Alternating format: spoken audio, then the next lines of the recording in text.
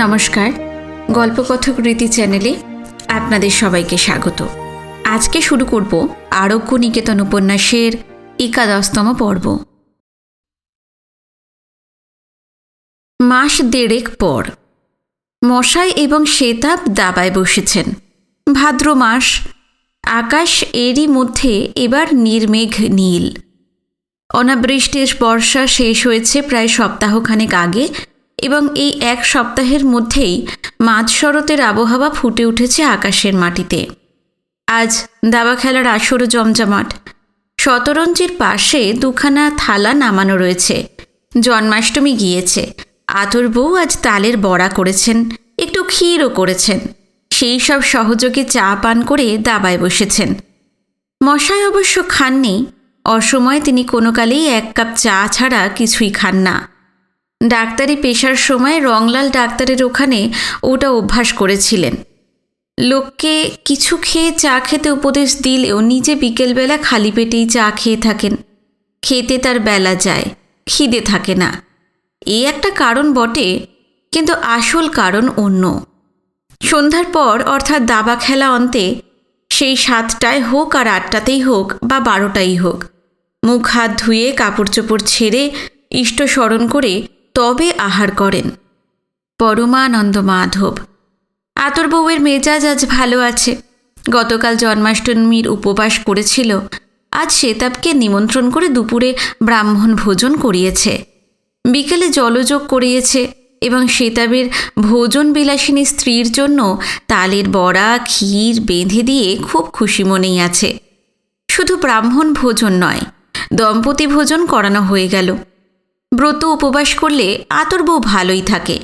বোধ করি পরলোকের কল্পনা উজ্জ্বল হয়ে ওঠে। আয়োজনও ভালো ছিল।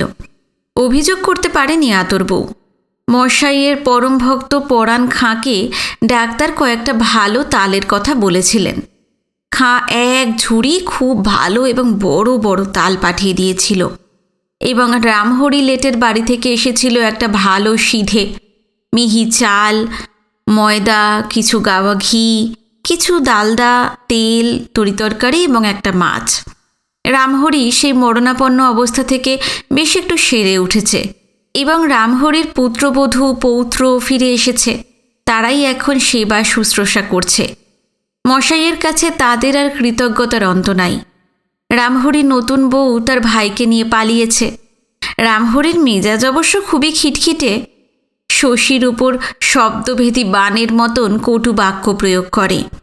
পুত্রবধূ পৌত্রকে অবিরাম বিদ্ধ করছে।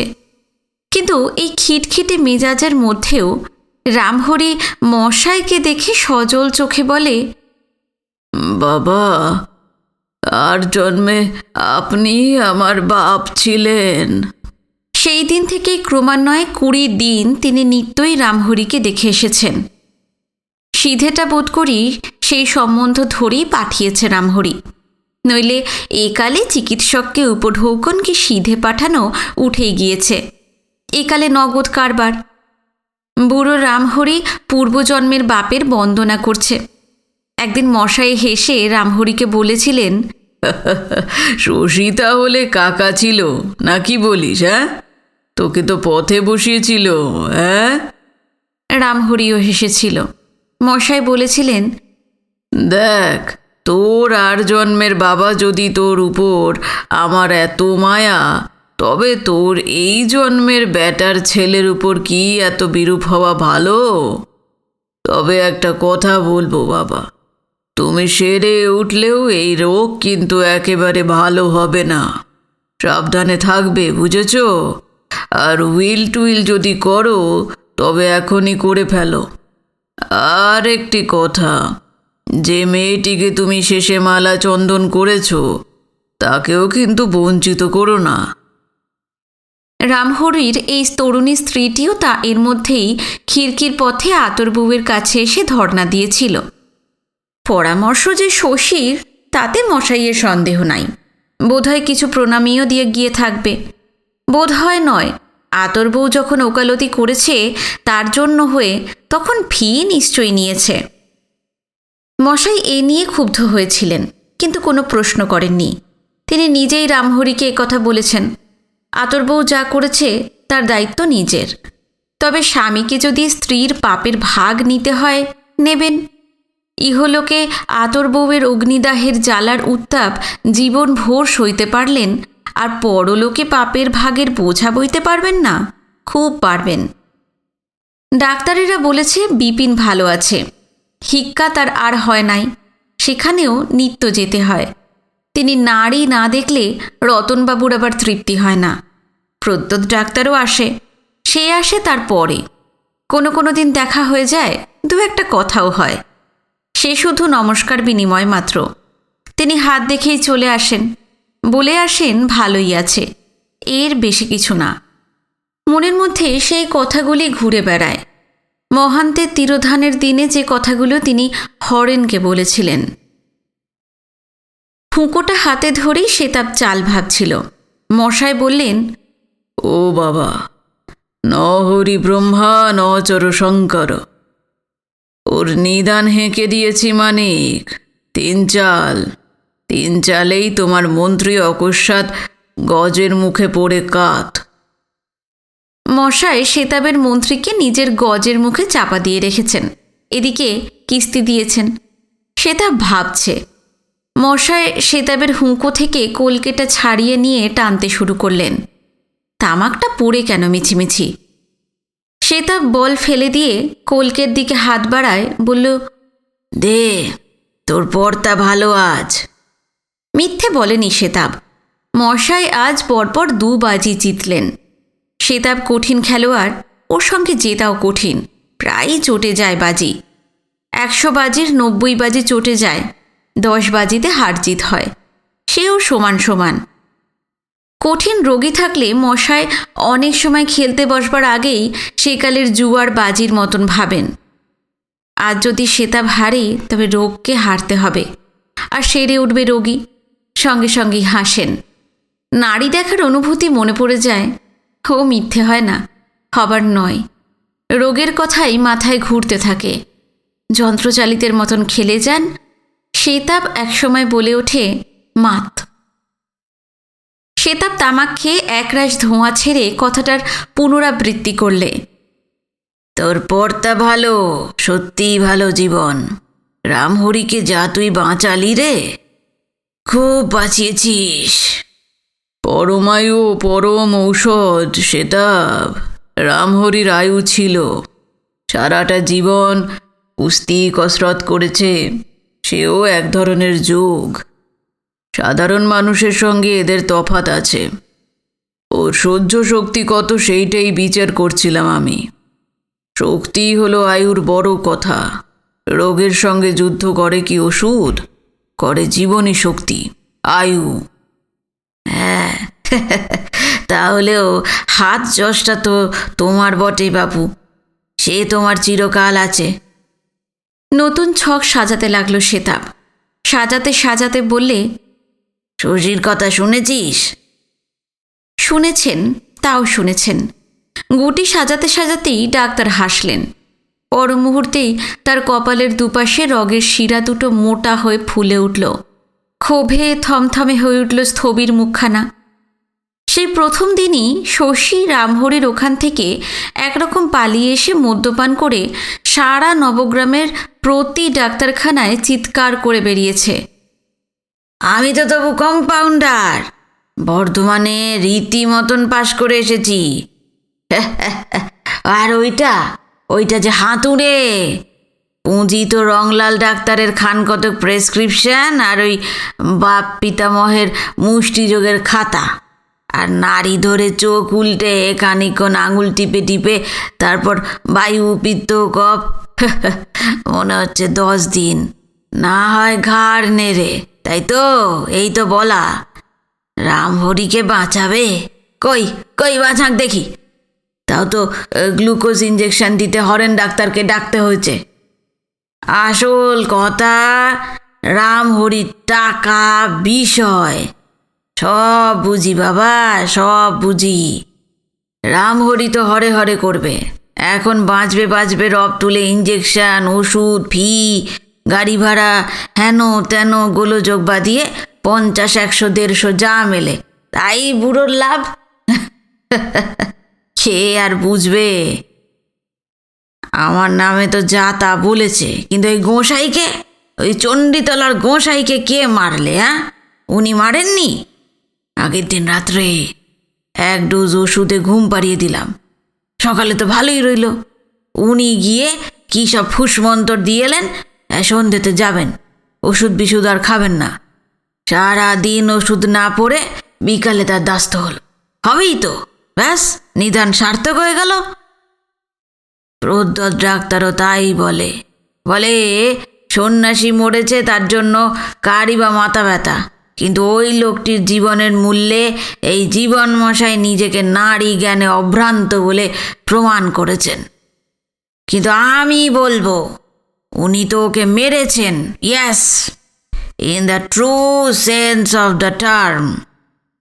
ওষুধ দিলে এবং ওইভাবে ঘর থেকে টেনে বের না করলে সন্ন্যাসী আরও 1-2 দিন, অন্তত আরও ঘন্টা কয়েক বাঁচত, এই সম্পর্কে কোনো সন্দেহ নেই। এ তো নিজের নিদান সত্য করবার জন্য এবার টেনে হিঁচড়ে খোলকর্তালে রোগীকে চমকে দিয়ে উত্তেজিত করে মেরে ফেলেছে। কথাগুলো মনে পড়লেই রগের শিরা দপদপ করে ওঠে। কথাটা উঠতেই এমন মগ্ন হয়ে গিয়েছিলেন জীবনমশাই যে এই দানটায় হেরেই গেলেন তিনি। খপ করে দাবাটাই মেরে বসল সেতাব, বললে, এইবার? তাই বটে, এইবারই বটে। বাঁকা পায়ে 2.5 পদ আড়ালে অবস্থিত একটি ঘোড়ার জোরে একটা বোরের অগ্রগমন সম্ভাবনা তিনি লক্ষ্য করেননি। সেতাব হেসে বললে, দেখবি নাকি? ছকের উপর দৃষ্টি বুলিয়ে মশাই বললেন, না, সবটাই এলোমেলো হয়ে গিয়েছে। তুইও কথা তুলে মনটা চঞ্চল করে দিলি। নন্দরে, তামাক দে তো বাবা। আর একটিবার চা করতে বল, খেয়ে উঠি। দেরি হলে সেই বুড়ি আবার পঞ্চ উপচার সাজিয়ে বসবে। অর্থাৎ রাত্রের খাওয়ার ব্যবস্থা শুরু করবে। গৃহিণীর খাওয়ার আয়োজন সেতাবের পক্ষে প্রায় বিভীষিকা। যাবার পথে তাকে দোকান থেকে ডালদা কিনে নিয়ে যেতে হয়। যা হোক কিছু রসনা তৃপ্তিকর তৈরি করেন তিনি। সেতাব উপলক্ষ। নিজেই সেতাব মধ্যে মধ্যে বলেন, বুঝলি জীবন, এ সেই 16 কইয়ের ব্যাপার। সেই যে একজন জোলা 16টা কই মাছ কিনে এনে বউকে বলেছিল, ভালো করে রান্না কর, বেশ পেঁয়াজ গরম মশলা দিয়ে মাখো মাখো করে ঝোল রেখে লঙ্কা পাটা দিয়ে, যেন জিভ দিলেই পরানটা জুড়িয়ে যায়। বউ রান্না করতে লাগলো, জোলা মাকু ঠেলতে বসলো ঘরে। একটা করে ছ্যাঁক শব্দ উঠল, আর জোলা একটা করে দাগ কাটলে মাটিতে। তারপর ছ্যাঁক শেষ হতে উঠে গিয়ে বলল, দে খেতে। বউ খেতে দিলে, কিন্তু একটি কই মাছ। এ কি, আর গেল কোথায়? একটা মাছ বেড়ালে খেয়ে গেল। তাহলেও তো 15টা থাকে। খপ করে গর্ত থেকে একটা ইঁদুর বেরিয়ে নিয়ে গেল। হ্যাঁ, 2টো গেল, বাকি থাকে 14টা। ভূতে নিয়েছে 2টো।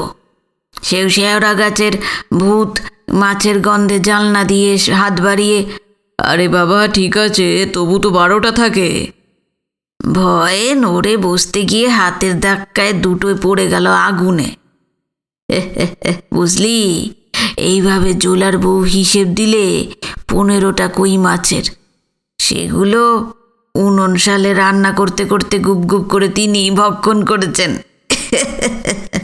তারপর 15টা মাছের যথাবিহিত হিসেব দিয়ে তিনি চেপে বসে বললেন, আমি যদি ভালো মানুষের ঝি, তাই এত হিসেব দিই। তুই যদি ভালো মানুষের পো, তবে ন্যাজাটা মুড়োটা খেয়ে মাঝখানটা থো। বলে পরম কৌতুকে সেতাব হা হা করে হাসতে লাগলেন। বাইরে থেকে কে একজন ডাকলে, মশাই, কই, কোথায়? মশাই একটু চকিতভাবে ঘাড় ফিরিয়ে তাকালেন। কিশোরের গলা। কিশোর কলকাতায় গিয়েছিল, ফিরেছে তাহলে। বোধহয় কিছু নিয়ে এসেছে। সে কলকাতায় গেলেই তার জন্য কিছু না কিছু আনে। একা তার জন্য নয়, অনেকের জন্যই। আবাল বৃদ্ধ বনিতারই প্রিয়জন কিশোর। ছেলেদের জন্য পেন্সিল, বই, মেয়েদের জন্য সেলাইয়ের সরঞ্জাম, দুস্থ মধ্যবিত্ত ছেলেদের জন্য জামা প্যান্ট নিয়ে আসে। তাকে 4-5 বার ফাউন্টেন পেন এনে দিয়েছে প্রেসক্রিপশন লিখতে। সব হারিয়েছে। মধ্যে মধ্যে জুতো এনে দেয়। যেবার ওইসব কিছু আনে না, সেবার অন্তত কিছু ফল। কিশোর চিরদিন নবীন কিশোর দুলাল হয়েই রইল। তিনি সাড়া দিলেন, কে কিশোর? কোথায়? বেরিয়ে আসুন, অনেক লোক আমার সঙ্গে। মশাই বেরিয়ে এলেন। কিশোর কোন দায় এনে ফেললে কে জানে। কোনো গ্রামে মহামারীর দায়, কোনোখানে হাঙ্গামার দায়, সব দায়েই মাথা পাতা ওর স্বভাব। বেরিয়ে এসে মশাই বিস্মিত হয়ে গেলেন, কিন্তু কিছু বুঝতে পারলেন না। এ যে সম্ভ্রান্ত নাগরিকের দল, কোট প্যান্ট পরা, মার্জিত কান্তি, শিক্ষা ও বুদ্ধিদীপ্ত দৃষ্টিবিশিষ্ট সব ব্যক্তি। থানার দারোগার সঙ্গে আরও কজন এখানকার সরকারি কর্মচারীও রয়েছে, আর প্রদ্যোৎ ডাক্তারও রয়েছে। নবগ্রামের ধনী ব্রজলাল বাবুর উত্তরাধিকারীরা এখন সদর শহরে বাস করে। সেই ব্রজলাল বাবুর বড় নাতিও রয়েছে। ইউনিয়ন বোর্ডের প্রেসিডেন্ট রয়েছে। তারা এখানে কেন? তার দরজায় কেন? তবে কি প্রদ্যোৎ ডাক্তার সেই দরখাস্ত করেছে? হৃদয়হীন মূর্খ হাতুড়ে নিদান হেঁকে রোগগ্রস্তকে অকালেই মৃত্যুমুখে ঠেলে দেয়। মহান্তকে তিনি কয়েকদিন, অন্তত কয়েক ঘন্টা আগেও মৃত্যুমুখে ঠেলে দিয়েছেন। রগের শিরা দুটো তার দাঁড়িয়ে উঠল। তিনি কিছু বলার আগেই কিশোর ভদ্রলোকদের লক্ষ্য করে বললেন, এই যে ইনি আমাদের মশাই। 3 পুরুষ ধরে এখানকার আতুরের মিত্র। আতুরস্য ভীষণাং মিত্রাং। এই ভাঙা আরোগ্য নিকেতনই 100 বছরের কাছাকাছি আমাদের হেলথ সেন্টার ছিল, বুঝেছেন? দলের বিশিষ্ট ব্যক্তিগুলির মুখে স্মিত হাস্যরেখা দেখা দিল। তার কতকটা যে কৃত্রিম, তাতে সন্দেহ ছিল না। তারা নমস্কার করলেন মশাইকে, তিনিও প্রতি নমস্কার করলেন। কিশোর তার হয়ে ওকালতি করছে। এককালে কত করেছেন সেই কথা বলে একালের অপরাধ মার্জনা করতে বলছে। ওদিকে প্রদ্যোৎ গম্ভীর মুখে মাটির দিকে তাকিয়ে দাঁড়িয়ে আছে, আর একজন কোট প্যান্ট পরা তরুণ মৃদু স্বরে তাকে কি বলছে। একপাশে হরেনও রয়েছে। কিশোর বললে, আর এই যে এরা হলেন আমাদের নতুন পশ্চিমবাংলা গড়বার কর্তা ব্যক্তি সব। বিশ্বকর্মার দল। কমিউনিটি প্রজেক্টের কথা শুনেছেন তো? 100খানা গ্রাম নিয়ে নতুন আমলের দেশ তৈরি হবে। এখানেও আমাদের একটা প্রজেক্ট হচ্ছে। নবগ্রাম হবে সেন্টার। নতুন রাস্তাঘাট, স্কুল, হাসপাতাল, ইলেকট্রিক, অনেক ব্যাপার। সেই জন্যই এরা অঞ্চল দেখতে এসেছেন। পথে আপনার এই আরোগ্য নিকেতনের সাইনবোর্ড দেখে জিজ্ঞাসা করলেন। তাই বললাম, আরোগ্য নিকেতন ভেঙেছে, কিন্তু তার প্রাণ এখনও আছে। মশাই আমাদের এখনও আছেন। তাকে না দেখলে এখানকার প্রাণের কি দাম, কি শক্তি, তা কি কেউ বুঝতে পারবেন? অকস্মাৎ মশায়ের মনে হলো শুষ্ক সমুদ্রের বালুরাশির মতন তার অন্তরে কোনো গভীর অন্তর্তল থেকে উতলে বেরিয়ে আসছে উচ্ছ্বসিত লবণাক্ত জলরাশি। ঠোঁট দুটি তার থরথর করে কেঁপে উঠতে চাইছে। কঠিন দৃঢ়তার সঙ্গে চুয়ালে চুয়ালে চেপে নির্বাক হয়ে তিনি দাঁড়িয়ে রইলেন। কিশোর বললে, আপনার নারী জ্ঞানের কথাই বলছিলাম মশাই। সেই ডক্টর সেনগুপ্ত এসেছিলেন কলকাতা থেকে ব্রজলাল বাবুর নাতিকে দেখতে। মশাই 5 দিনের দিন প্রথম রোগী দেখেছিলেন। রোগী দেখে বেরিয়ে এলেন। আমিও এলাম, আমিও তো ছিলাম সেখানে। তখন আমি আমাদের সেবা সঙ্গে সেক্রেটারি। আমি নার্সিং করছিলাম। মশাইয়ের সঙ্গে বেরিয়ে এসে জিজ্ঞেস করলাম। সেই অনেক দিনের কথা, অনেক দিন। টাইফয়েডের ওষুধ হিসেবে ফাজ তখন এদেশে সবে ব্যবহার আরম্ভ হয়েছে। ব্রজলালবাবুর নাতির অসুখেই মশাই এই ফাজের ব্যবহার দেখেছিলেন। কলকাতার বিখ্যাত ডাক্তার সেনগুপ্ত এসে ব্যবহার করেছিলেন ফাজ। মহাশয় মহাপ্রাণ ধার্মিক লোক এই ডাক্তারটি। জীবনমশায় তখন এই অঞ্চলের ধন্বন্তরী। ব্রজলালবাবু লক্ষপতি মানুষ, কীর্তিমান মহাপুরুষ, উইলিয়ামস চ্যারিটেবল ডিসপেন্সারির প্রতিষ্ঠাতা। তিনিও তাকে স্নেহ করতেন। শুধু স্নেহই নয়, তার সঙ্গে সম্ভ্রম। তিনি মশাইকে আধুনিক সাজে সাজিয়েছিলেন। দেখা হলেই হেসে বলতেন, জীবন, এত বড় চিকিৎসক তুমি, ভালো পোশাক করো। জানো, একবার কলকাতায় থিয়েটার দেখলাম, তাতে এক হাল ফ্যাশনের বাড়িতে এক বড় ডাক্তার রোগী দেখতে এলো। তা সে রোগী বলে, ওর পায়ে তো মোজাই নেই, ও কেমন ডাক্তার? 4 টাকা ফি ওকে কখনোই দিতে পারবো না। পালাটি কিন্তু চমৎকার। তা কথাটিও সত্যি হে, ভেগ চাই, বুঝলে, ভেগ চাই। জীবনমশাই বলতেন, আগে কর্তাবাবু, ওইসব যদি এই জন্মেই গায়ে দিয়ে শেষ করে শখ মিটিয়ে যাব, তবে আসছে জন্মে এসে শখ মেটাবো কিসে? কোট প্যান্ট পরবে মশাই, বিলেত ফেরত সাহেব ডাক্তার হবে। জীবনমশাইও হরতেন না, বলতেন, সে ডবল প্রমোশন হবে কর্তাবাবু, সামলাতে পারবো না। শেষে বলতেন, কর্তাবাবু, আপনার কথা আলাদা। আপনার মুক্তি কর্মযোগে বাড়িতে কাশী প্রতিষ্ঠা করেছেন, বৃন্দাবন তৈরি করেছেন, ভগবানকে বেঁধেছেন, স্কুল দিয়েছেন, চিকিৎসালয় দিয়েছেন। মুক্তি আপনার করতলগত। আমরা তো সাধারণ মানুষ, ভক্তি টক্তি করে ত্রাণ পাব। ওইসব জামা কাপড় পোশাকের গরমে ভক্তি তো উপে যায়, থাকে না। ওইসব আমাদের নয়। কর্তাবাবু কিন্তু এতেও মানেননি। তার সেবার কলকাতার কাঁকড়া খেয়ে খেয়ে হয়েছিল আমাশয়। সেই আমাশয় মশায় ভালো করেছিলেন। তখন শীতকাল, ভালো হয়ে উঠে ব্রজলালবাবু দর্জি পাঠিয়ে মশাইয়ের গায়ের মাপ নিয়ে কলকাতা থেকে দামি চায়না কোট তৈরি করে এনে তাকে পাঠিয়ে দিয়েছিলেন।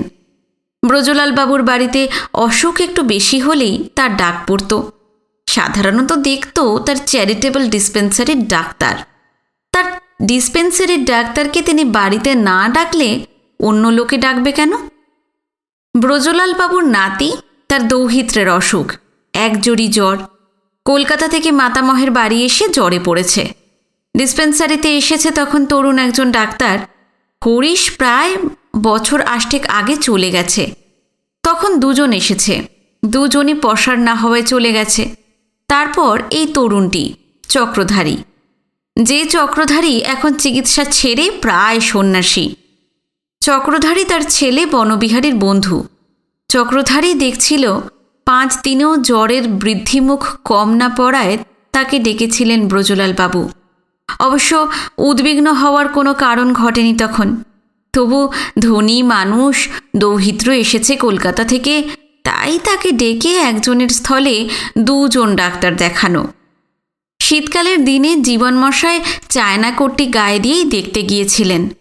কর্তাবাবু রসিকতা করেছিলেন, কোট গায়ে দিয়েছ জীবন, ভক্তিকে উপিয়ে দিলে নাকি?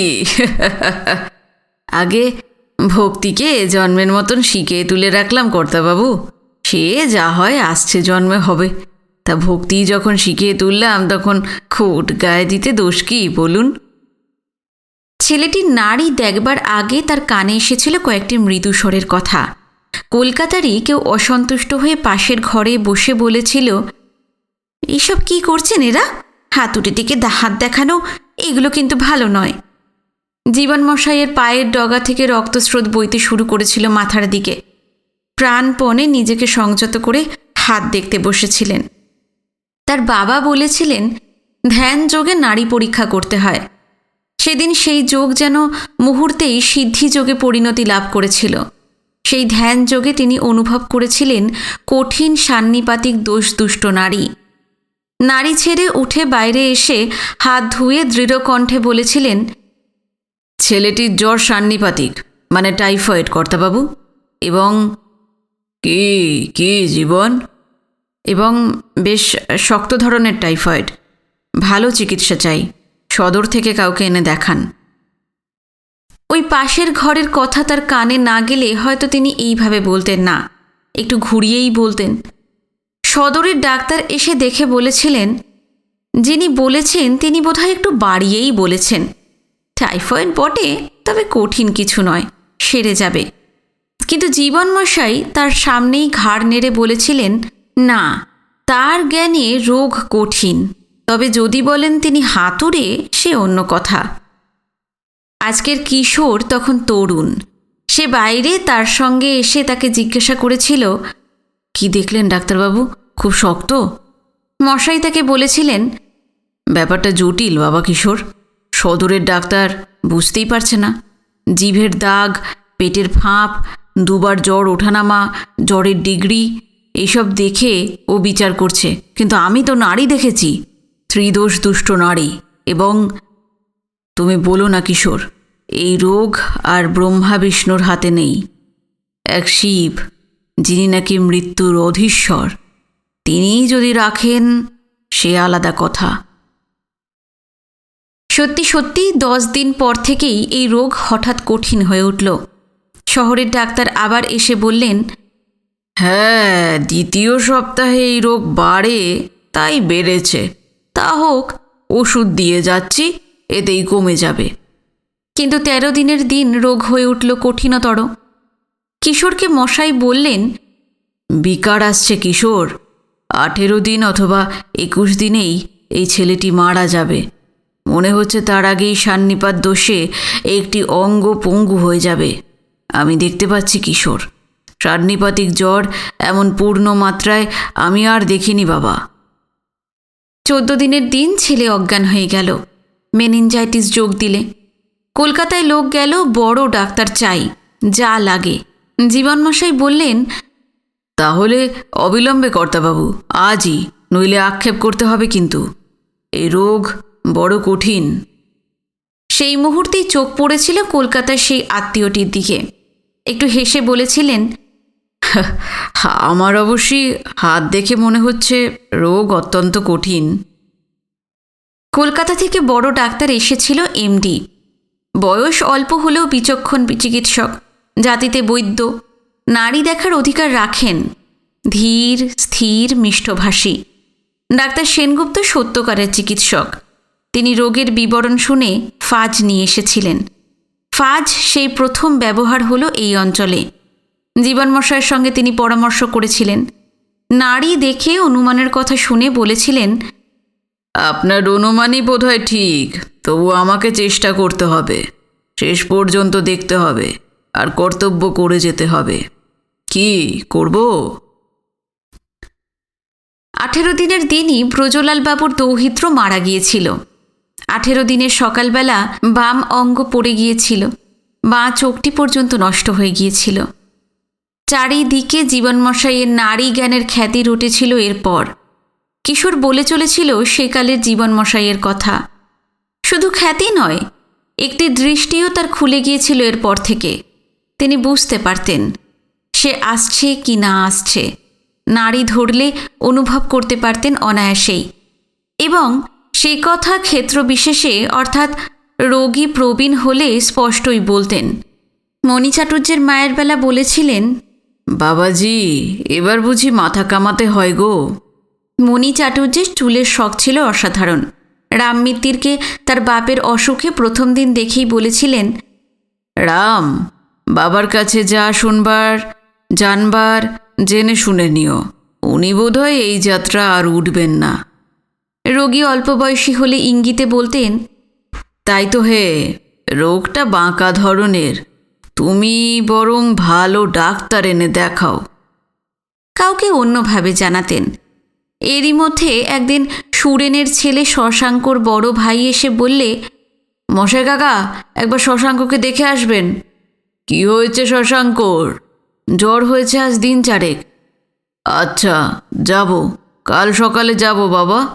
আজ বনু এলো তো কলকাতা থেকে, বাঁশি বায়া তবলা এনেছে, গান বাজনা হবে, একটু খাওয়া দাওয়াও হবে।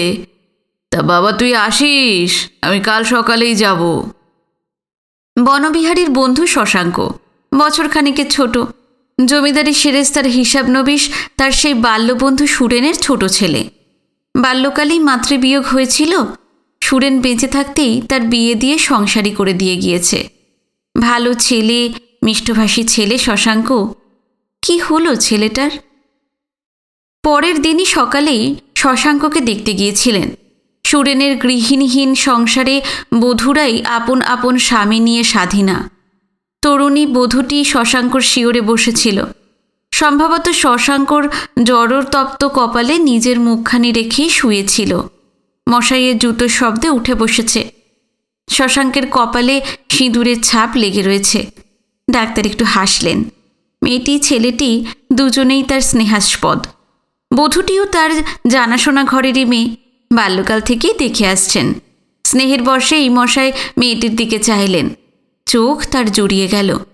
লালপাড় শাড়ি পরা ওই গৌরতনু বধূটির নতুন রূপ তার চোখে পড়ল। একটি অপরূপ ছবি দেখলেন যেন। তাকে দেখে মেয়েটির মুখখানি রাঙা হয়ে উঠল। মাথায় ঘোমটা টেনে সে সরে বসল। মনে হলো মেয়েটির এই বধূরূপেই তার সকল রূপের চরম প্রকাশ। ডাক্তার বসে শশাঙ্কর হাত ধরলেন, আর তার নিজের হাতই কেঁপে উঠল। চোখ দুটি চকিতে যেন খুলে গেল। একবার বধূটির দিকে তাকালেন, আবার চোখ বুজলেন। এ কি, আজ তৃতীয় দিন, এর মধ্যেই এত স্পষ্ট লক্ষণ? আবার দেখলেন, না, ভ্রান্তি তো নয়, ভ্রান্তি নয়। এই বধূটির এমন অপরূপ রূপ মুছে দিয়ে শশাঙ্ককে যেতে হবে 2 সপ্তাহ। হ্যাঁ, তাই, ভ্রান্তি নয়। তিনি বিমূঢ় নন, অন্যমনস্ক তিনি হন নাই। শশাঙ্ককে যেতেই হবে। এমন স্পষ্ট মৃত্যু লক্ষণ তিনি কদাচিৎ প্রত্যক্ষ করেছেন নারীতে। শেষ রাত্রের পাণ্ডুর আকাশের দক্ষিণ পূর্ব কোণাংশে অগ্নিকোণে শুক্রাচার্যের প্রদীপ্ত স্পন্দিত উদয় যেমন রাত্রি শেষ ঘোষণা করে, এমনকি দণ্ডপলে উদয়কালের বিলম্বটুকু পর্যন্ত পরিমাপ করে দেয়, তেমনিভাবেই, ঠিক তেমনিভাবেই নারী লক্ষণ বলছে 2 সপ্তাহ, অর্থাৎ 14 দিন। মনে আর অশান্তির সীমা ছিল না, বেদনার আর অন্ত ছিল না। শশাঙ্ক বনবিহারীর বয়সী, কিছু ছোট। মাতৃহীন ছেলেটা তার ডাক্তারখানার সামনে খেলে বেড়াতো, তার চোখের সামনেই বড় হলো। আর এই বধূটি লালপাড় শাড়িতে, শাঁখায়, রুলিতে, সিঁথিতে সিঁদুরের রেখায়, সুন্দর ছোট কপালখানির মাঝখানে সিঁদুরের টিপে লক্ষ্মী ঠাকুরুনের মতন এই মেয়েটি।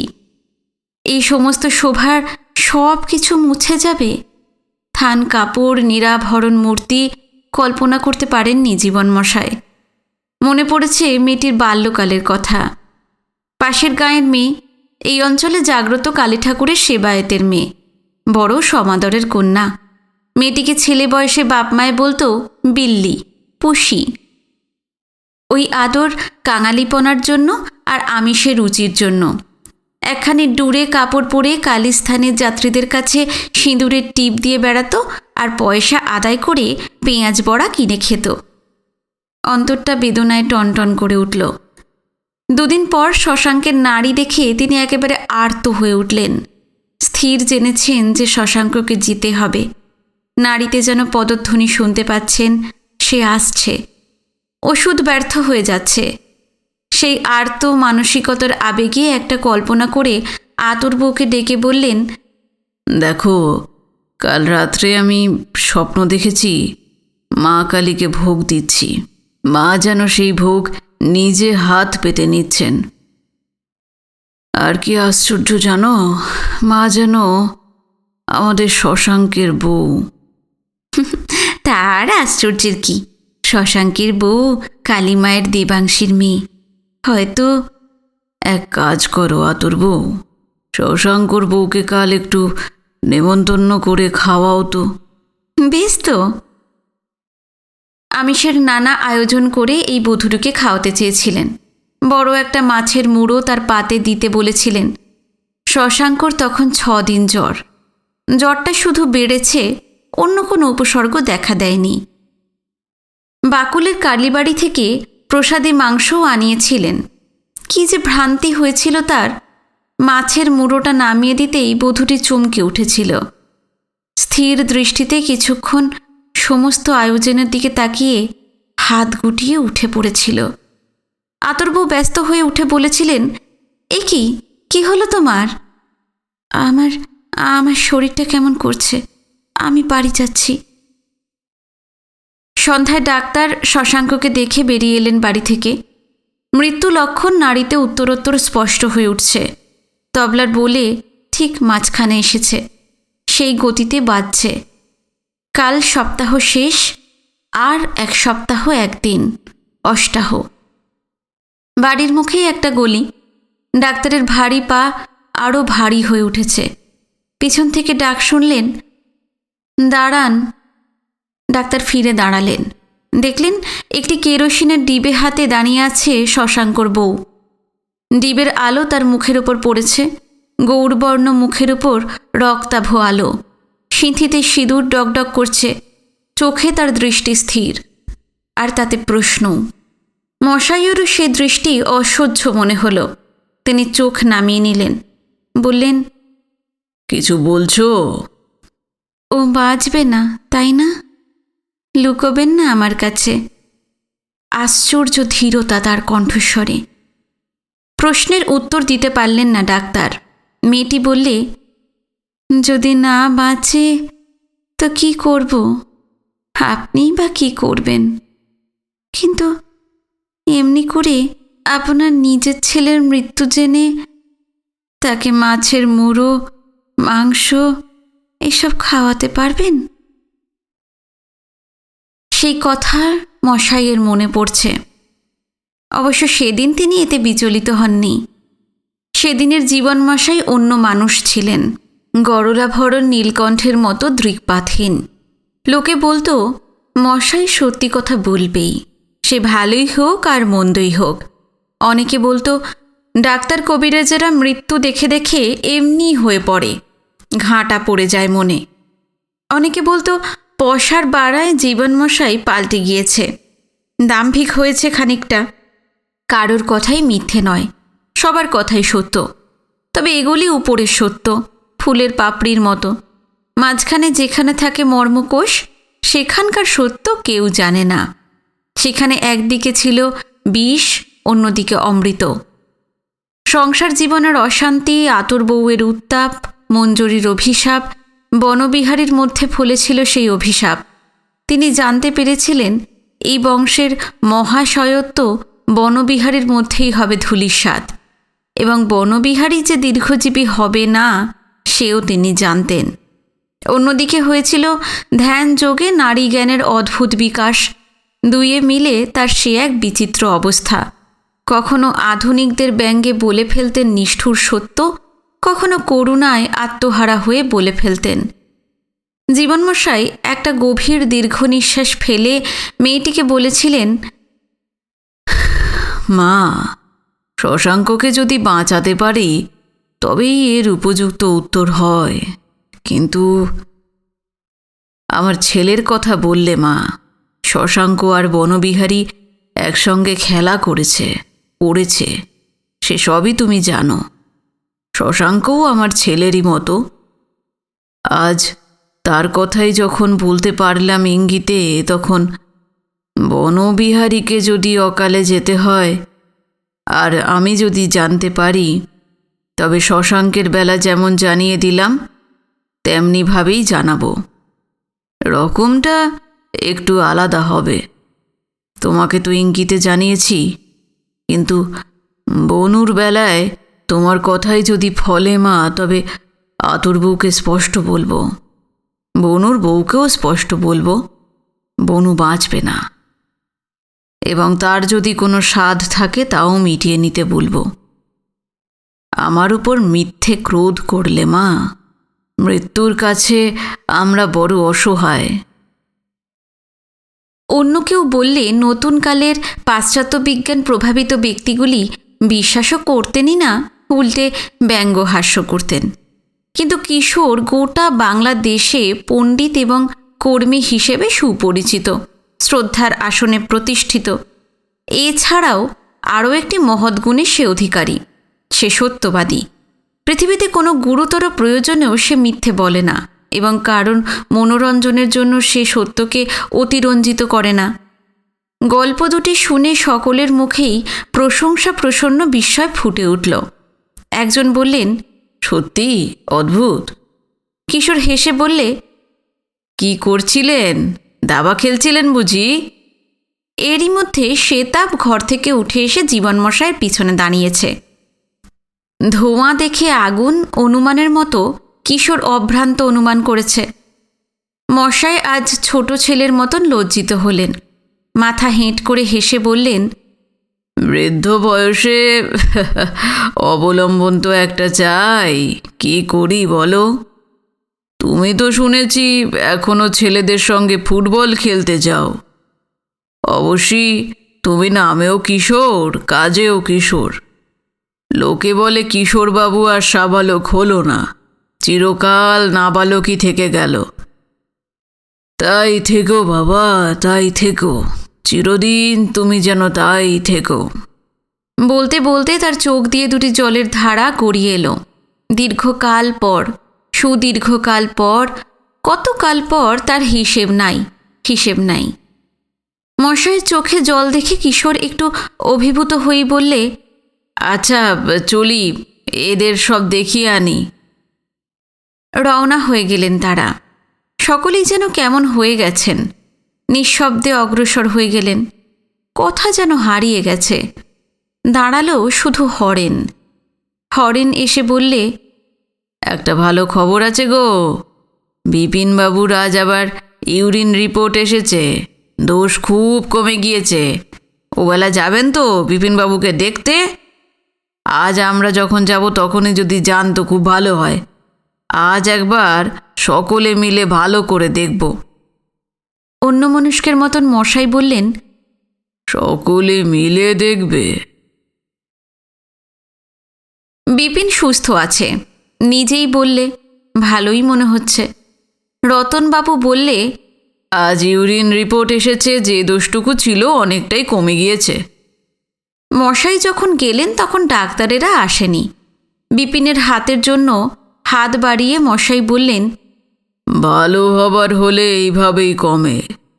আমাদের শিয়ামুলের একটা কথা ছিল রতন, তোমার নিশ্চয়ই মনে আছে, রোগ বারবার সময় বাড়ে তাল প্রমাণ, আর কমবার সময় কমে তিলে তিলে। তুমি একবার নাড়ি দেখে আমাকে বলো তো, কি বুঝছো, কি পাচ্ছ? রোজই তো বলছি রতন। না, আজ কেমন দেখলে এখন কেমন আছে এই কথা নয়, সেই পুরনো আমলের নাড়ি দেখা, মানে কতদিনে বিপিন উঠে বসতে পারবে। বিপিন বললে, শুয়ে শুয়ে আর পারছি না। চাকাওয়ালা ইনভ্যালিড চেয়ারে যদি একটু বারান্দায় বসতে পাই, কি একটু বাইরে ঘুরে আসতে পারি, তাহলে মনের অবসাদটা কাটে। তাছাড়া এই যেন লজ্জায় আমি মরে যাচ্ছি। বিশ্বব্রহ্মাণ্ডের করুণার পাত্র, লোকে আহা উহু করছে, গোটা সংসারের লোকের বোঝা হয়ে ঘাড়ে চেপে রয়েছি। এ আমার পক্ষে অসহ্য হয়ে উঠেছে। মশাই চমকে উঠলেন মনে মনে। প্রতিষ্ঠাবান বিপিনের অন্তর্লোকের অবস্থাটা যেন রঞ্জন রশ্মির মতোই কোনো এক রশ্মি ছটায় উদ্ভাসিত হয়ে প্রকাশিত হয়ে পড়ল। মশাইয়ের কাছে এটিও একটি উপসর্গ। বিপিনের মুখের দিকে তাকিয়ে তার হাতখানি নিজের হাতের মধ্যে তুলে নিলেন। নাড়িতে উত্তেজনার আভাস ফুটে উঠেছে। হাতখানি নামিয়ে রাখতেই বিপিন বললে, কবে উঠতে দেবেন? কাল বলবো। আজ তুমি নিজেই খুব চঞ্চল হয়ে রয়েছ। চঞ্চলনী অহরহই, সেইটাই আপনি একটু নিষেধ করুন তো ওকে। বিপিনের খাটের ওদিকে দাঁড়িয়েছিল একটি মেয়ে, বিপিনের স্ত্রী। রোজই থাকে, কথা বলে না। আজ সে বোধ করি থাকতে পারলে না। আজ সে কথা বলেই ফেললে। প্রাণস্পর্শী সেবার মধ্যে এই উপসর্গটি তার মনে কাঁটার মতো ঠেকেছে, সব থেকে গভীরভাবে বিদ্ধ করছে বলেই মনে হয়েছে। তাই বোধ করি থাকতে পারেনি। 35-36 বৎসর বয়স, শান্ত শ্রীময়ী মেয়ে, কপালে সিঁদুরের টিপ, সিঁথিতে সিঁদুর উজ্জ্বল হয়ে রয়েছে, পরনে লাল পেরে শাড়ি। ঘোমটা সরিয়ে আজ প্রাণের আবেগে তার সামনে আত্মপ্রকাশ করে দাঁড়িয়েছে। তিনি উত্তর দেবার আগেই বিপিন উত্তর দিলে, নিষেধ করুন আর নিষেধ করুন, নিষেধ করলেই মন মানে? মেয়ে জাত, কি করে বুঝবে তুমি আমার এই যন্ত্রণা? বিপিন, বাবা বিপিন। রতনবাবুও মশাইয়ের সঙ্গে ব্যস্তভাবে বললেন। দুটি জলের ধারা গড়িয়ে এলো বিপিনের দুই চোখ থেকে। শ্রান্ত ভগ্ন কণ্ঠে সে বলল, আমি আর পারছি না আমি। রতনবাবু গিয়ে মাথায় হাত দিয়ে দাঁড়ালেন। বিপিনের স্ত্রী পাখা নিয়ে এগিয়ে এলো, আর বিপিন অভিমান ভরেই বললে, না শ্রীমন্ত, তুমি বাতাস করো। শ্রীমন্ত বিপিনের ছেলে, সে পাখাখানি নিলে মায়ের হাত থেকে। মশায় স্তব্ধ হয়ে বসে রইলেন, রোগীর দিকে লক্ষ্য রেখে। কিছুক্ষণের মধ্যেই আলস্যের ভারে চোখের পাতা দুটি ভেঙে পড়ল বিপিনের। হাতখানি স্পর্শ করলেন মশাই। বিপিন আয়ত চোখ দুটি মেলে দেখে আবার চোখ বুজলে। বিপিনের নাড়িতে স্তিমিত উত্তেজনা অনুভব করতে পারছেন মশাই। দীর্ঘক্ষণ নাড়ি পরীক্ষা করে তিনি বেরিয়ে এলেন। রতনবাবু পিছন থেকে মৃদু স্বরে ডাকলেন, জীবন। চিন্তিত হবার কারণ নাই রতন, অনিষ্ট কিছু ঘটেনি, কিন্তু সাবধান হতে হবে। এই রকম উত্তেজনা কিন্তু ভালো নয়, সে তো তোমাদের বলতে হবে না।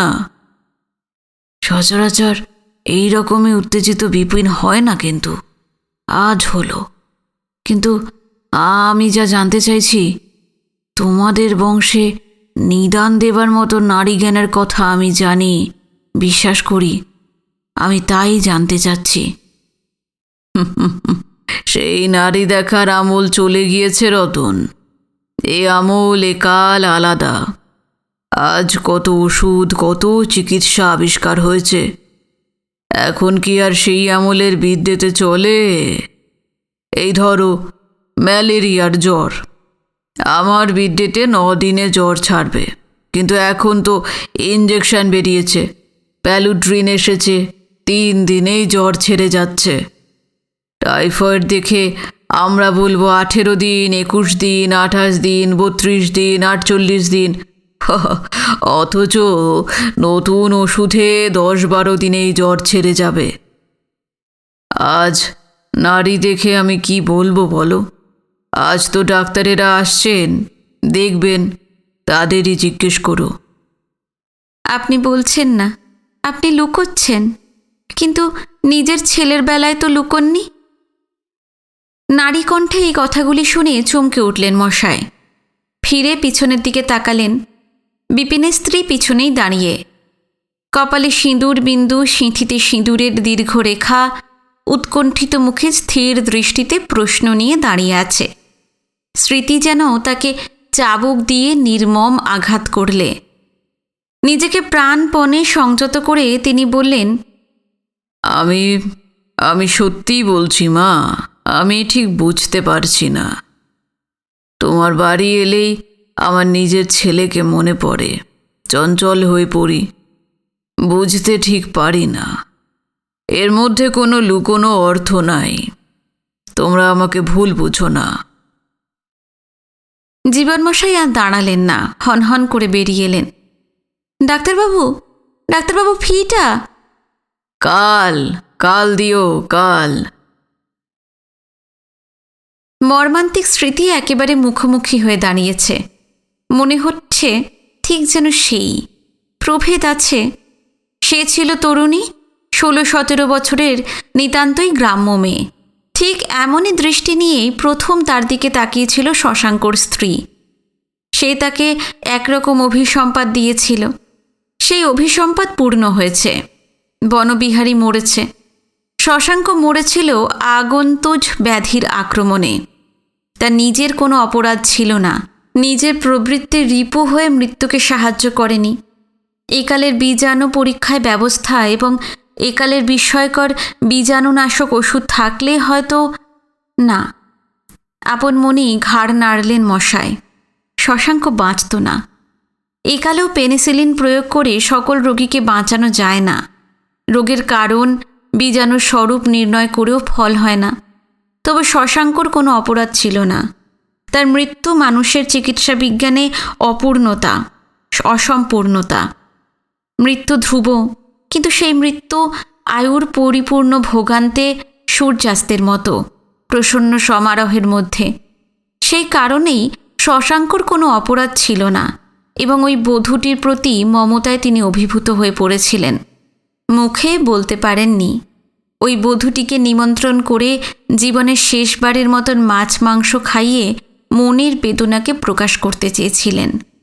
কিন্তু সেই মেয়ে বিচিত্র মেয়ে, এই অদ্ভুত দেশের অদ্ভুত মেয়ে, যারা সেই কোন আদ্যিকাল থেকে বৈধব্য পালন করে আসছে, দেহের ভোগকে ছেড়ে দিয়ে ভালোবাসাকেই বড় করতে চেয়েছে। এই মেয়ে সেই জাতের মেয়ে, অসাধারণ মেয়ে। জীবনমশাই বুঝতে পারেননি, সে তাকে অভিসম্পাদ দিয়েছিল। বিচিত্র যোগাযোগ। বনবিহারী এই অভিসম্পাদ ফলবতী করবার জন্য আগে থেকেই সকল আয়োজন করে রেখেছিল তার জীবনে। সেই মেলার পর প্রমেহ হয়েই শেষ হয়নি। বনবিহারী ক্ষান্ত হয়নি, আবারও হয়েছিল তার ওই ব্যাধি। সেই স্মৃতি তার মর্মান্তিক। দেহ যতক্ষণ জীর্ণ না হয় ততক্ষণ মৃত্যু কামনা করা পাপ। সে কামনা আত্মহত্যার কামনার সামিল। তিনি তাই করেছিলেন।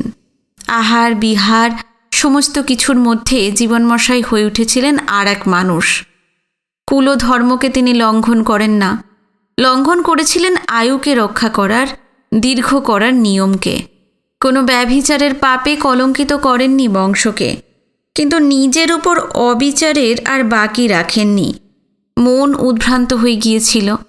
2 হাতে উপার্জন করে 4 হাতে খরচ করেছেন। অন্তর্দাহে যত পুড়েছেন তত সমারোহ বাড়িয়ে তুলেছেন বাইরের জীবনে। শুধু চিকিৎসা ধর্মেই নিজেকে আবদ্ধ রাখেননি, নানান কর্মে নিজেকে বিলিয়ে দিয়েছিলেন। মদ খেয়ে নেশা করে লোক শোক দুঃখ ভুলতে চায়, তিনি কাজের নেশায়, নামের নেশায় নিজেকে ডুবিয়ে দিয়েছিলেন। তার আরোগ্য নিকেতনের পাশে এই ইন্দারা করিয়েছিলেন তখনই। সেই শুরু। নিজে ছিলেন প্রেসিডেন্ট পঞ্চায়েত, সরকারকে ধরে 3 ভাগ টাকা আদায় করে সিকি টাকা নিজেই দিয়েছিলেন। গ্রাম থেকে হাসপাতালের সামনে দিয়ে সেই দুর্গম পথ, চোর ধরার খানা, ঠ্যাং ভাঙার খন্দ সংকুল পথকে সুগম করে তুলেছিলেন। তাতেও দিয়েছিলেন সিকি টাকা। 2-3 খানা গাঁয়ের মজুরেরা মজুরি না পেলে আরোগ্য নিকেতনের সামনে এসে দাঁড়াতো, তিনি যে কোনো কাজে লাগিয়ে দিতেন। মশাই বংশের মহাশয়ত্ব তো যাবেই, যাবার আগে রক্ত সন্ধ্যার মতন সমারোহ করে তবে যাক। নিজের দেহের উপর অবিচারেরও শেষ ছিল না। সারাটা দিন না খেয়ে ঘুরেছেন, কল থাক বা না থাক ঘুরেছেন। নেপালের ভাই সীতারামের ওষুধের দোকানে বসে গল্প করেই হয়তো একবেলা কেটে গেছে। যে ডেকেছে গিয়েছেন, চিকিৎসা করেছেন, ফিস দিয়েছে নিয়েছেন, না দিয়েছেন নেননি, আবার পরদিন গিয়েছেন। সারা রাত দাবা খেলা তখনই শুরু। গান বাজনায় আসর বসিয়েছেন, যে কোনো ওস্তাদ এলেই সংবর্ধনা করেছেন। তার সঙ্গে খাওয়া দাওয়ার সমারোহ জুড়ে দিয়ে বন্ধু বান্ধবদের নিয়ে উল্লাস করেছেন। কিন্তু সন্ধ্যার সময় কালী মায়ের নাটমন্দিরে জনকয়েককে নিয়ে হরিনাম সংকীর্তন করতেও বিস্রত হননি। কল থেকে ফিরতে রাত্রি হলেও একবার মায়ের ওখানে গিয়ে 1 হাত জোড়া করে গেয়ে এসেছেন, জয় রাধা গোবিন্দ জয়। ওইটুকু তিনি ভুলে যাননি। মশাই বংশের বৈষ্ণব মন্ত্রের চৈতন্য তার জীবনে হলো না। পরমানন্দ মাধবকে পাওয়া তার ভাগ্যে নাই, তবে স্মরণ কীর্তন করতে তিনি ভুলে যাননি। উদ্দাম উদ্ভ্রান্ততার মধ্যেও ওইটুকু স্থিতি প্রশান্তি ছিল। আতর বউ বারবার আপত্তি করত, বলতো প্রস্তাবে শেষে বলে রাখছি। হা হা করে হাসতেন মশাই আর বলতেন, আরে মঞ্জুরির জন্য সে আমলে বাজারে ধার করে খরচ করেও পস্তাইনি আমি, তার বদলে তো তোমাকে পেয়েছি। আজ রোজগার করে খরচ করছি, তাতেই পস্তাবো? কত রোজগার করো শুনি? কত টাকা দরকার বলো, আজ এক্ষুনি তোমাকে দিচ্ছি। বলো কি চাই? গয়না চাই? কিচ্ছু চাই না, আমি তোমার কিচ্ছু চাই না। মেয়েদের বিয়ে, ছেলের লেখাপড়া হলেই হলো। আমি তো দাসীবাদী হয়ে এসেছিলাম, তাই হয়েই থাকবো। মিছে কথা বলছো তুমি। তুমি এসেছিলে শাসনদণ্ড হাতে নিয়ে, আর সেই শাসন চিরকাল করছো, বুঝছো না? তোমার ছেলের জন্য বড় আটন উঁচু আসন তৈরি করে দিয়ে যাচ্ছি। ছেলে তো তোমার আমার মতন হাতুড়ে হবে না, পাশ করা ডাক্তার হবে। কিন্তু আমাদের ঘর তো নবগ্রামের ব্রাহ্মণ বনেদি জমিদারির চেয়ে খাটো হয়েই আছে আজও। তাকে উঁচুতে তুলে ওদের সঙ্গে সমান করে দিয়ে যাচ্ছি। ওইখানেই আতর বউ চুপ, স্তব্ধ হয়ে বিশ্বাস এবং অবিশ্বাসের দোলার মধ্যে স্থির দৃষ্টিতে তার দিকে তাকিয়ে থাকত। না থেকে উপায় ছিল না। বনবিহারী ওই রোগাক্রান্ত হয়েই ক্ষান্ত হল না। রোগমুক্ত হওয়ার পরই সেই লজ্জার সংকোচ ঝেড়ে ফেলে দিলে অশোভন বেশভূষার মতো বৎসর খানেকের মধ্যেই বাপ এবং মায়ের যুদ্ধমান অবস্থার সুযোগে প্রায় স্বাধীনতা ঘোষণা করে বসল। একদা সে এসে বললে, স্কুলে পড়া আর আমার দ্বারা হবে না। মশাই তার মুখের দিকে তাকিয়ে বলেছিলেন, হবে না? না, এই সংস্কৃত অঙ্ক আমার মাথায় ঢোকে না। তাহলে? কলকাতায় নতুন ডাক্তারি স্কুল হয়েছে গো, সেইখানেই পড়বেও। এখানে বছর বছর কত ফেল করবে। এখানেও যদি ফেল করে? তখন তোমার মতন ডাক্তার হবে। তুমি তো না পড়ে না পাশ করেই মুঠো মুঠো টাকা আনছো। বাপ যখন তখন কুলবিদ্যেটা না হয় দয়া করে ছেলেকে শিখিয়ে দেবে। আমাদের কুলবিদ্যেতে যে সংস্কৃত বিদ্যে কিছু দরকার হয় ভদ্রে। কি কি বললে আমাকে? ভদ্রে বলেছি, ভালো কথাই, মন্দ নয় গো। কিন্তু ঠাট্টা করে তো তোমার মতন অভদ্র আমি দেখিনি বাপু। বাপ হয়ে ছেলের উপর মমতা নাই? জীবনমশাই চুপ করেই ছিলেন। কি বলবেন, ছেলের উপর মমতা? বনবিহারীকে এমবি পড়াবার বাসনা ছিল তার। সেই বাসনার মর্ম আতর বউ বুঝবে না। ইচ্ছা ছিল বনবিহারী এমবি, হ্যাঁ তখন এলএমএস উঠে এমবি হয়েছে। পড়তে আরম্ভ করলে তার বিয়ের আয়োজন করবেন, ঘটক পাঠাবেন, কান্দিতে কোনো জমিদার ঘরের মেয়েই আনবেন। গ্রামের জমিদারের এক আনা অংশ নবগ্রামের জমিদারি বলে গ্রাহ্য হলেও কান্দিতে গ্রাহ্য হয় না। বনবিহারী এমবি ডাক্তার হলে সেই অগ্রাহ্য সাদর সাগ্রহে গ্রাহ্যে পরিণত হবে। কান্দি যাওয়ার বাসনা পূর্ণ করবেন। ওই ভূপিদের জাতিগোষ্ঠীর ঘরের মেয়ে আনবেন। থাক, সে থাক। একটা দীর্ঘশ্বাস ফেলে মশাই বলেছিলেন, ভালো, তাই হবে। ছেলের মুখের দিকে তাকিয়ে বলেছিলেন, তুমি তো বেলগাছিয়া আরজিকর মেডিকেল স্কুলের কথা বলছো? হ্যাঁ, সেখানে পাশটাসের দরকার হয় না। জানি বাবা, জানি, কিন্তু সেখানেও ফেল হয়। আমাদের নবগ্রামের রায়বাবুদের অতীন কিন্তু পাশ করতে পারেনি। স্কুলে পাশ করতে না পারে, সেখানে পাশ তো করতে হবে, সেইটা যেন মনে রেখো। সে ঠিক পাশ করবে। 3 পুরুষ এই বিদ্যে ঘাঁটছে। দেখিস বাবা, ভালো করে পড়িস। হাতুড়ি বলে লোকে যেন আবার মুখ না বাঁকায়। মশাই বংশের এই অখ্যাতিটা তোকেই কিন্তু ঘুচোতে হবে। ডক্টর আরজিকর মহাপুরুষ। অল্প বিদ্যা অল্প সম্বল গৃহস্থ ছেলেদের মহা উপকার করেছিলেন। দেশে তখন ম্যালেরিয়ার মহামারণ চলেছে। বিলাতি ডাক্তারির হাঁকে ডাকে সরকারি অনুগ্রহে তার পসারে কবিরাজদের ঘরগুলি বন্ধ হতে শুরু হয়েছে। দেশের বৈদ্যের অভাব। সেই সময় এইসব আধা ডাক্তারেরা অনেক কাজে এসেছিল। শতমারি ভবেদ বৈদ্য, সহস্রমারি চিকিৎসক। হাজার হাজার লোক হয়তো এদের ভুলে ত্রুটিতে মরেছে, ভুগেছে, কিন্তু হাজারের পর লোকেরা বেঁচেছে, সেরেছে। জীবনমশাই হাসলেন। আরজিকর মেডিকেল স্কুলে পড়তে গেল বনবিহারী। বনবিহারীর সঙ্গে গেল মামুদপুরের গন্ধবণিকদের ছেলে, বনবিহারীর অন্তরঙ্গ বন্ধু রামসুন্দর। মাস 6 পরে বনবিহারী প্রথম ছুটিতে বাড়ি এলো। গায়ে ডাবল ব্রেস্ট কোট, ফ্রেঞ্চ কাট দাড়ি, সে আর এক বনবিহারী। বনবিহারীর মুখে সিগারেট, গায়ে কাপড়ে জামায় সিগারেটের গন্ধ। ডান হাতে তর্জনী ও মধ্যমা আঙুল দুটির আগায় হলদে রঙের দাগ ধরেছে। সিদ্ধ জ্যোতিষী যেমন মানুষের আচারে আচরণে, বাক্যে, রূপে, কর্মে নিজের গণনার রূপায়ণ দেখতে পান, অনিবার্য অবশ্যম্ভাবীকে সংঘটিত হতে দেখেন এবং লীলা দর্শন কৌতুকে মৃদু হাস্য করেন, ঠিক তেমনই হাসি তার মুখে ফুটে উঠেছিল সেই মুহূর্তে। পরমুহূর্তে সেই হাসি বিস্ময়ে পরিণত হয়েছিল তার। ইন্দির গাড়ি থেকে নামিয়ে রেখেছিল হারমোনিয়ামের বাক্স, একজোড়া বাঁয়া তবলা, একটা পিতলের বাঁশি জোড়া 2 মন্দিরা, 1 জোড়া ঘুঙুর। তা ভালো, তা ভালো। নৃত্যগীত কলাবিদ্যা 64 কলা শ্রেষ্ঠ কলা, তা আয়ত্ত করা ভালো। নাদ ব্রহ্ম, সঙ্গীতে ঈশ্বর সাধনা হয়, প্রেম জন্মায়, তা ভালো। এবং দীনবন্ধু মশায় নাম সংকীর্তন করতেন। জগৎমশাই পদাবলী শিখেছিলেন, জীবনকে শিখিয়েছিলেন। 3 পুরুষের 3টে মৃদঙ্গ আরোগ্য নিকেতনেরই উপরের ঘরে যত্ন করে রাখা আছে। হাল আমলে তার কেনা বড় খোলখানাই এখন ব্যবহার হয়। এরপর নূতন কালে এবং কালের অবশ্যম্ভাবী পরিণতিতে বংশের কর্মফলে, অর্থাৎ তার কর্মফলে পরবর্তী পুরুষ খোল 3খানার সঙ্গে বায়া তবলা, মন্দিরা, বাঁশি, হারমোনিয়াম, ঘুঙুর যোগ করলে। তা ভালো, তা ভালো। সময়টা ছিল সন্ধ্যা। আকাশে মাথার উপর ছিল একাদশী দ্বাদশীর চাঁদ। জ্যোৎস্না ফুটি ফুটি করছে।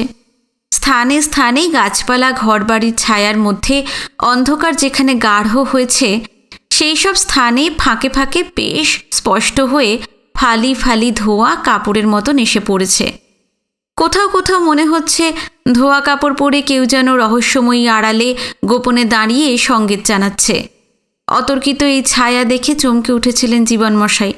প্রশ্ন করেছিলেন, কে কে ওখানে? হঠাৎ মঞ্জুরিকে মনে পড়ে গিয়েছিল।